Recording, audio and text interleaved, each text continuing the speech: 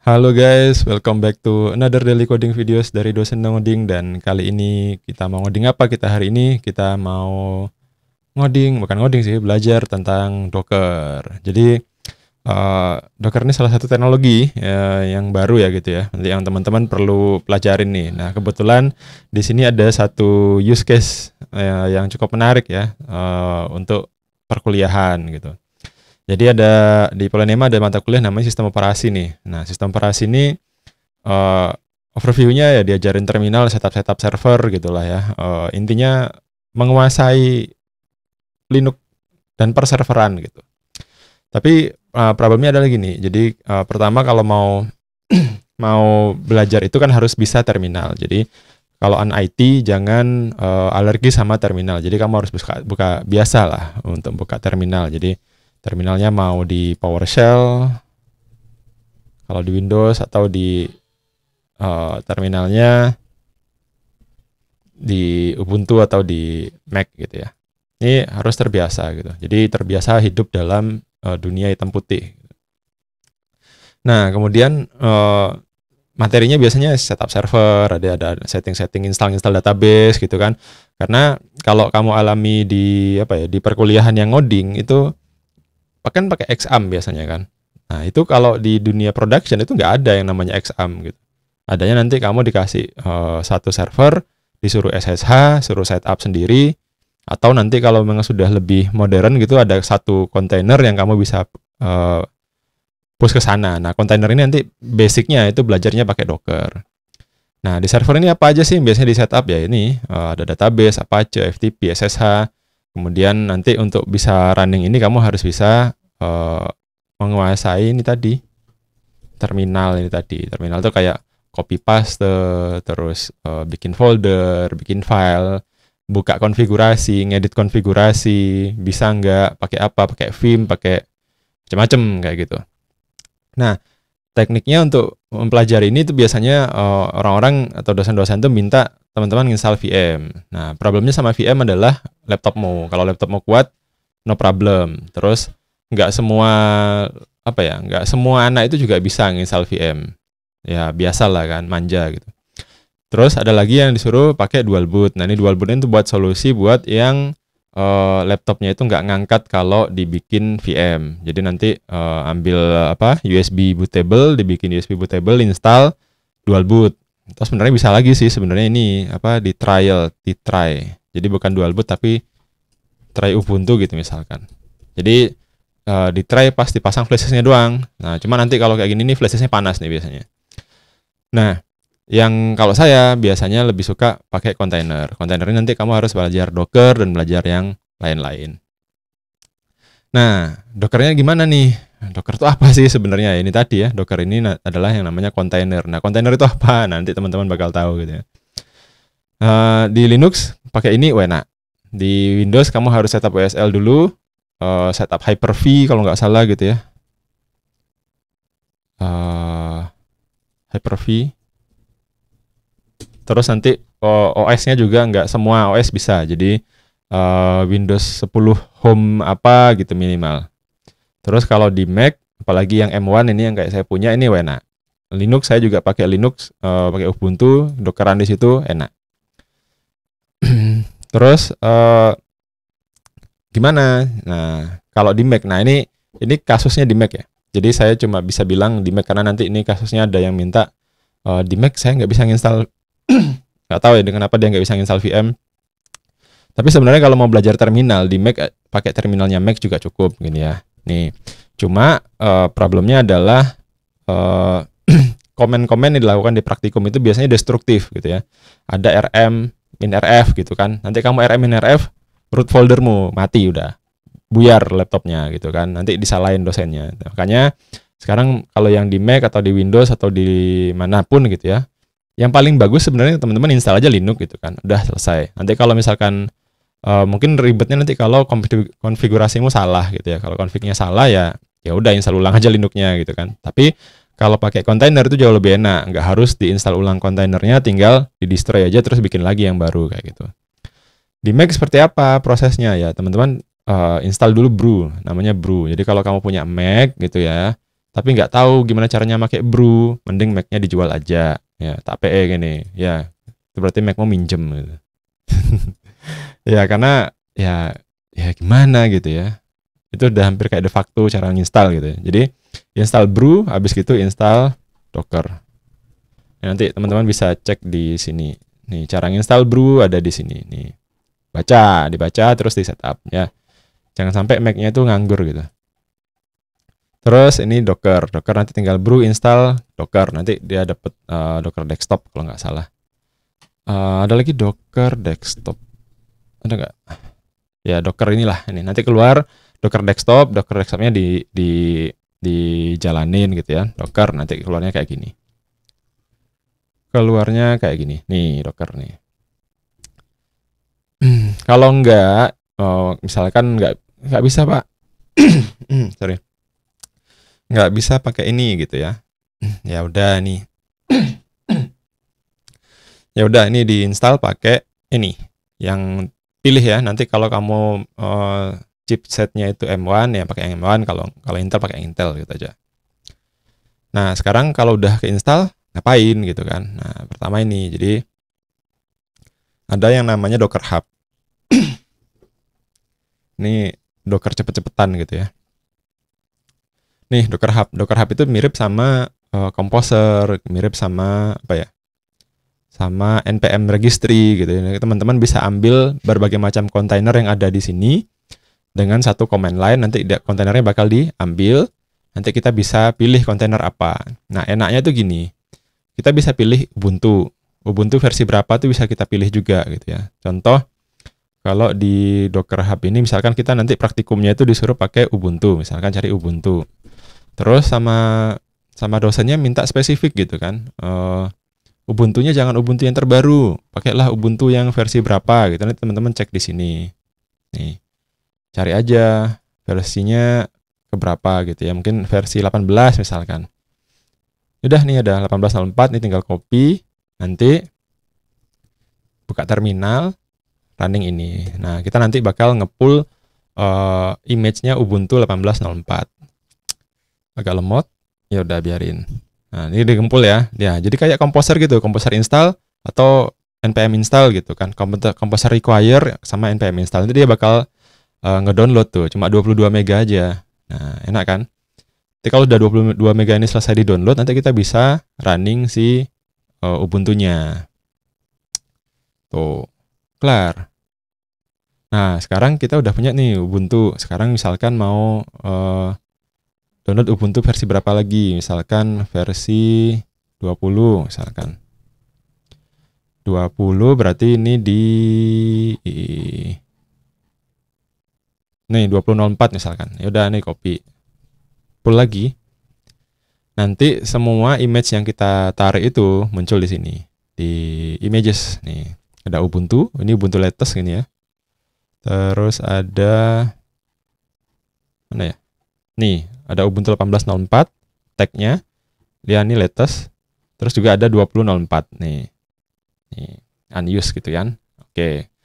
Nah, misal ada lagi Red Hat misalkan. Misalkan Red Hat gitu ya. Red Hat berarti tadi saya udah download sih. Nih Red Hat nih. Ubi 8. Saya nggak tahu ya. UBI 8. Saya nggak tahu ini gimana, tapi ya udahlah pokoknya itu gitu ya. Saya nggak pernah pakai Red Hat soalnya. Terus atau kita mau pengen Ubuntu yang apa? Yang Kali Linux misalkan. Pengen belajar jadi hacker gitu misalkan Kali Linux. Tapi juga nggak mesti ya bisa jadi hacker gara-gara Kali Linuxnya enggak gitu ya. Nih. Nah, ini versinya, taggingnya. Ini ada tagging berapa juga bisa gitu ya. Kita ambil aja. Terus kita pull lagi. Ini kita seakan-akan punya image base untuk sekian banyak OS gitu ya. Ada Ubuntu yang versi 18, Ubuntu versi 20, sama Kali Rolling yang versi nggak tahu nih apa nih ya. Pokoknya weekly.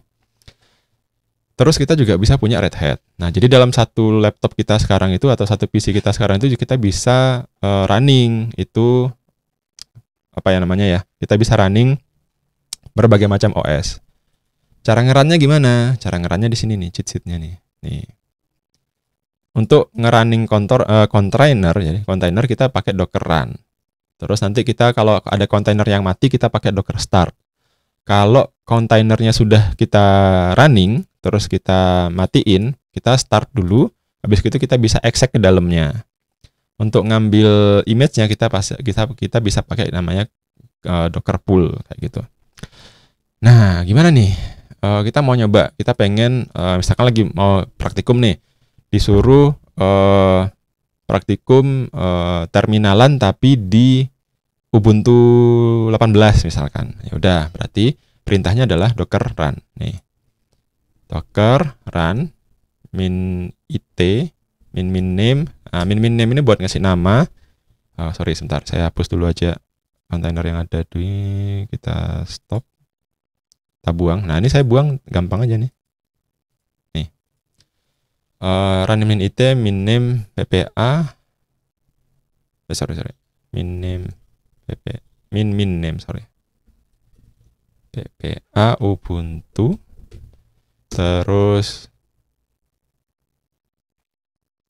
ini ubuntu terbaru, berarti kita ubuntu ubuntu ini kita butuh yang 20.04, berarti kalau nggak salah slash gini ya, bash.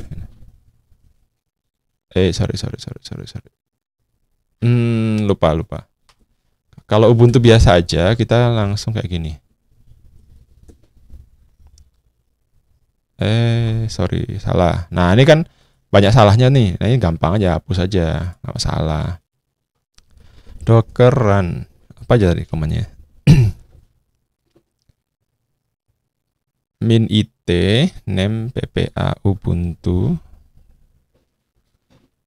Ini Ubuntu yang terbaru. Jadi ini Ubuntu yang kalau kita nggak ngasih tag-nya Ubuntu terbaru. Kalau kita kasih tag-nya 20.04, kalau nggak salah kayak gini. Nah, ini kita udah punya nih Ubuntu yang versi 20.04 nih, udah jalan. Dan kita langsung masuk ke dalam base-nya. Kita masuk ke dalam terminalnya. Di sini kita udah bisa nih terminalan, udah ls, ll, clear, terus apa lagi, cd, /etc, ls, ll gitu ya. Mau lihat apa di sini tuh juga bisa. Nah, struktur foldernya itu kelihatan di sini. Nih. Jadi biasanya tuh kalau praktikum nanti kan ditanyain struktur folder ini buat nyimpen ini, folder ini buat nyimpen ini. Nah, itu ada di busnya ini. Terus kalau kita keluar ya kita tinggal exit aja. Kalau exit nanti dia mati nih, exited gitu kan. Kalau kita mau masuk lagi kita harus docker start, di docker ps dulu, docker ps min a untuk ngecek gitu ya. Sebentar, nih ada komen yang kurang, nih docker ps. Nih, cek. Kalau docker ps aja itu cuma docker yang nyala, tapi kalau docker ps min a yang mati pun dia tahu, munculin gitu. Yang mati ini kalau kita mau masuk kita harus start dulu, docker start d7. Nih. Nah, dia jalan nih. Nah, ini sekarang dia sudah running statusnya. Ya, kalau sekarang kita stop lewat Docker desktopnya. Ya, ini kan kita stop nih. Coba gini deh.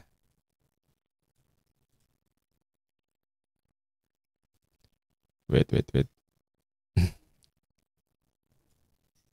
Ini ya. Clear Docker start D7 misalkan. Nih, dia berubah jadi running. Terus kalau kita mau masuk ke dalam Docker situ gimana? Itu namanya Docker exec. Ini data kasih belum? Nih Docker exec. Docker exec min it d7. D7 itu namanya ini, nih yang di sini. Bisa pakai PPA Ubuntu juga bisa, tapi saya biasanya pakai D7 ini. Init bash. Nah, kita mau ngerunning apa? Kita mau ngerunning bash-nya. Nih kayak gini. Udah, di sini udah belajar lah tentang file sistemnya, mau di copy, mau di create folder, mau create file itu juga bisa. Mau install dependency itu juga bisa. Ini sudo apt get update. Sudo update. Apt update. Oh iya, dia sudah jadi sudo, jadi tolong diperhatikan juga gitu ya. Ini tinggal tanya updatean apa gitu kan. Nah, ini hal-hal yang pasti teman-teman lakukan di Ubuntu-nya di pas belajar sistem operasi gitu ya. Ini clear aja.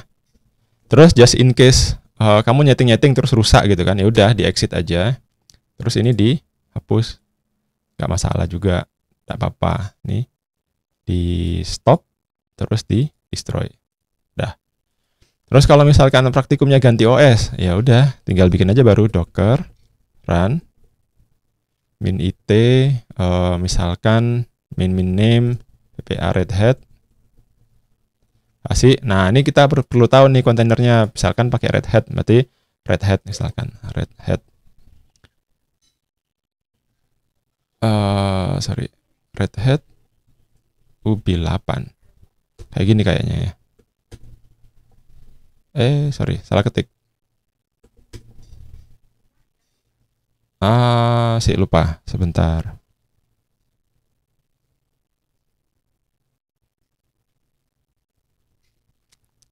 Bisa pakai command line, tapi juga bisa gini kayaknya. Oh, red hat /UB8. Nih. Bisa kayak gini, bisa juga dari dalam kontainer sini, itu nggak masalah. Ini dah. Nah, ini file sistemnya udah beda, folder-foldernya udah beda. Ini udah folder khusus punyanya si Red Hat. Terus kamu mau di sini mau ngapain ya terserah wes. Mau kamu rm-in rf pun ya gak popo. Nggak ngerusak ke host komputermu. Kalau yang di ini clear kan nggak ada di sini CLS kalau nggak salah. Nggak ada ya. Nggak ada di Red Hat. Ya udah kita keluar aja. Saya nggak biasa tuh pakai Red Hat. Kalau udah selesai docker ps dicek ya kan. Docker mau dihapus docker rm namanya 93 nih. Dah hilang juga dia. Bisa lewat sini, bisa lewat command line. Jadi teman-teman sekarang bisa bereksplorasi RIA dengan VM ini lebih cepat, enteng, nge-running dan nge-destroy-nya itu cepat ya, luar biasa. Nggak perlu install ulang OS kalau pakai dual boot gitu kan, nggak perlu nge-setup ulang VMware-nya, tapi emang nggak ada tampilan UI-nya. Jadi tampilan Ubuntu-nya emang nggak ada, jadi nggak ada desktop-nya. Tapi ya pada kenyataannya ketika teman-teman setup server ya emang kayak gitu ya. Jadi nggak ada yang kayak gitu-gitu. Jangan bermimpi buka server terus ketemu tampilan Ubuntu ada startnya, ada menunya, nggak ada. Nanti kalau di VPS itu bentuknya ya terminalan seperti ini. Jadi makanya kok di sistem operasi diajarin yang pakai terminal. Jadi pakailah Docker, enak. Nanti kalau untuk perkembangan development Anda ke depan juga bakal tambah mantap. Dan arah dari industri juga kontainerisasi sebenarnya. Jadi semuanya kalau nggak di VM kan, di kontainerkan. Kayak gitu. Oke, thank you. See you guys in another daily coding video. Seperti biasa, kalau teman-teman suka dan dengan penjelasan saya, jangan lupa ya, di like, di share, di subscribe, join membership, dan beli course dari Udemy course dari link yang saya berikan di deskripsi video untuk mendukung tutorial-tutorial yang berkualitas. See you guys in another daily coding videos.